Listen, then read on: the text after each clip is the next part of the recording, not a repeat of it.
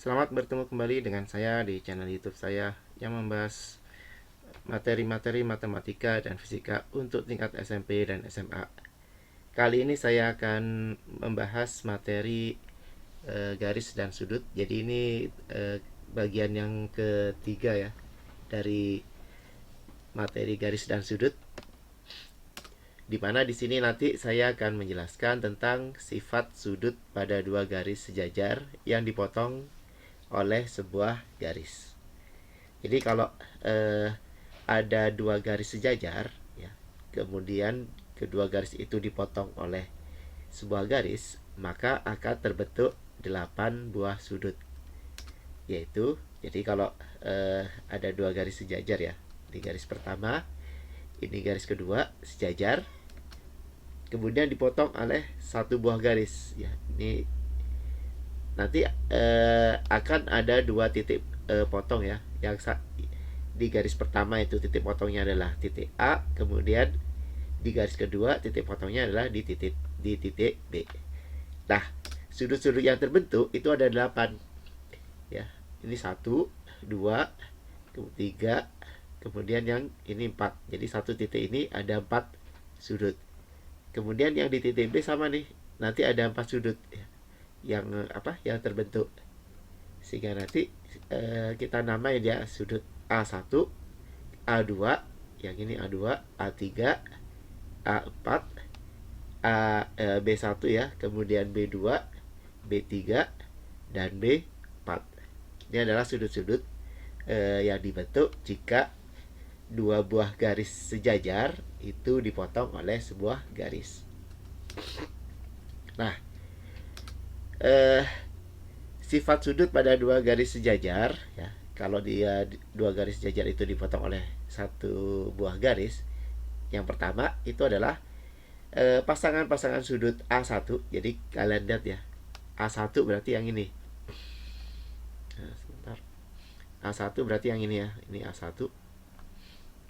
Kemudian dengan B1, B1 yang mana? Yang ini nih, B1 nih. Nah, sudutnya itu, atau bisa juga A2 ya, A2 berarti yang ini dengan B2, B2 nya yang ini.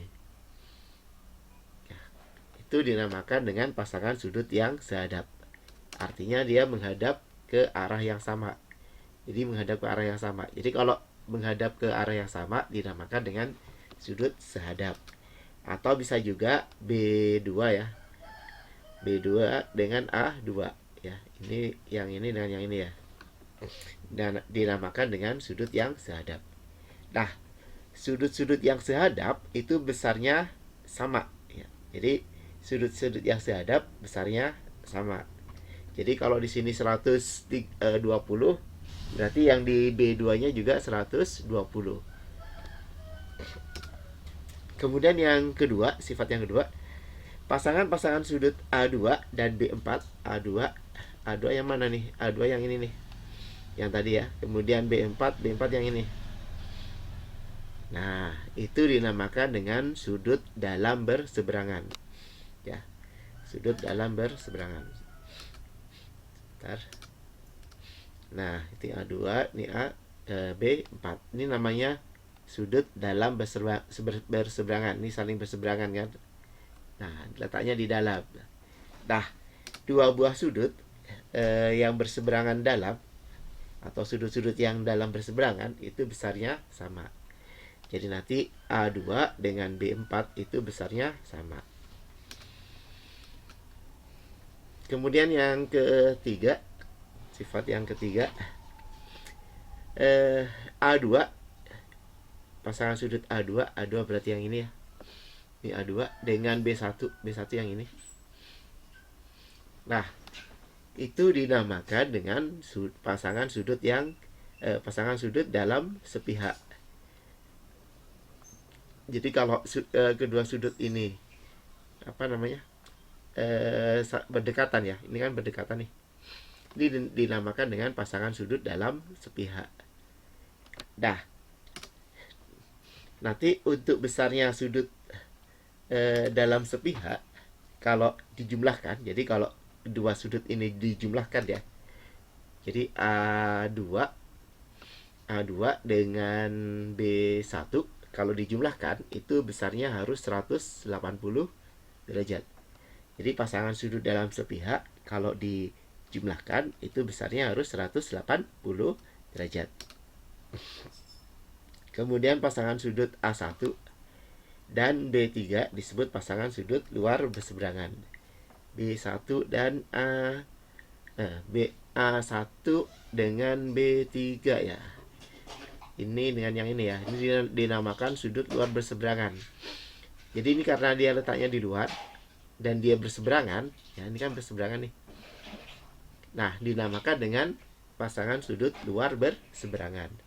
Nah, sama dengan sudut dalam berseberangan, maka besar sudut luar berseberangan itu besarnya sama.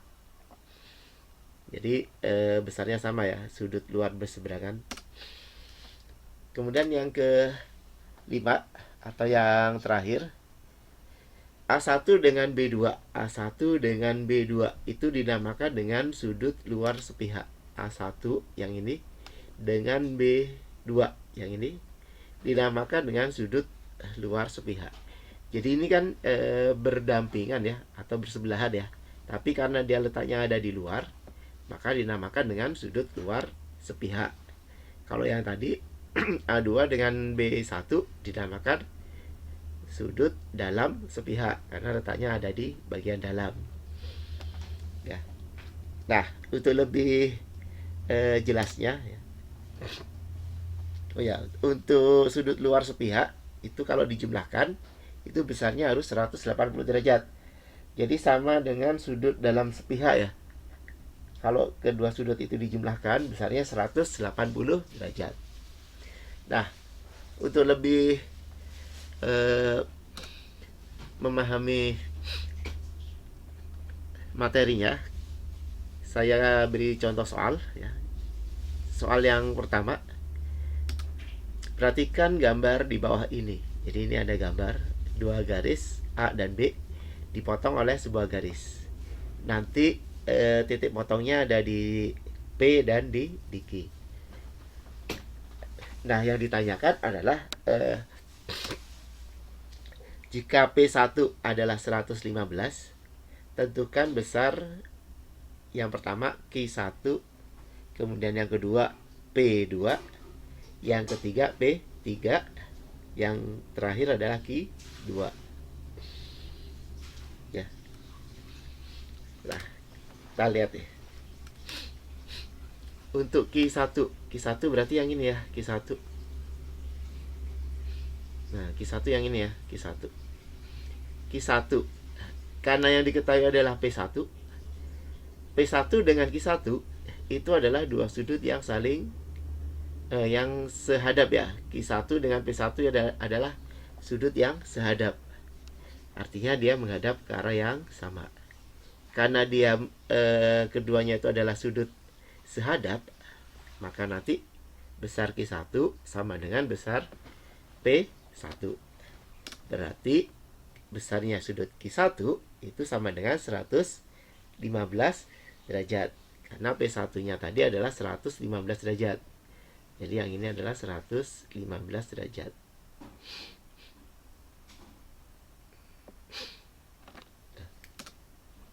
Kemudian yang kedua, P2 sepihak dengan Q1. Sepihak dengan Q1, sehingga P2 ditambah dengan Q1 sama dengan 180 derajat. Jadi yang kedua, itu yang ditanyakan adalah P2 kan. P2-nya yang ini. Nah, P2 itu sepihak dengan Q1. Ini kan letaknya bersebelahan ya. Jadi kalau dijumlahkan itu besarnya harus 180 derajat. Jadi makanya P2 tambah Q1 harus 180 derajat. P2-nya kita belum tahu, Q1-nya 115. Berarti nanti P2-nya sama dengan 180 dikurangi dengan 115. Sama dengan 65 derajat. Kemudian yang sudut P3. P3 tadi yang ditanyakan P3. P3 berarti yang ini. P3 itu bertolak belakang. Jadi kalau kemarin kita sudah belajar sudut yang saling bertolak belakang, maka di sini kita gunakan sudut saling bertolak belakang. Jadi P3 dengan P2 itu saling bertolak belakang. Nah, dua sudut yang saling bertolak belakang, ini kan saling bertolak belakang nih. Ya, atau bisa juga P3 itu berseberangan ya. Kita kalau menggunakan sudut berseberangan bisa juga berseberangan luar ya dengan Q2. Jadi P3 itu bisa bertolak belakang dengan P2 atau bisa juga berseberangan luar. Jadi sudut ini adalah sudut berseberangan luar dengan yang Q2. Nah, karena P3 dan P2 saling bertolak belakang, maka besarnya sama. Atau bisa juga karena P3 berseberangan luar dengan Q2, maka besarnya sama. Sehingga nanti P3 nilainya sama dengan 65 derajat. Ya. Karena sudut saling bertolak belakang atau sudut berseberangan luar itu besarnya sama. Kemudian yang terakhir tadi yang ditanyakan adalah Q2. Jadi Q2 itu berarti yang ini ya. Q2 yang ini. Q2 itu sehadap dengan P2. Sehadap dengan P2. P2 mana? P2 yang ini ya, P2. Nah, P2 sehadap dengan Q2. Karena P2-nya itu 65 derajat, maka Q2-nya adalah 65 derajat. Jadi kalau sudut yang sehadap itu besarnya sama. Ya, semoga paham ya. Baik, sampai di sini penjelasan saya tentang sifat-sifat dari dua garis yang dipotong oleh sebuah garis. Jadi sudut-sudut yang dibentuk oleh dua garis sejajar yang dipotong oleh sebuah garis. Saya akhiri, sampai ketemu lagi di video saya yang lain. Wassalamualaikum warahmatullahi wabarakatuh.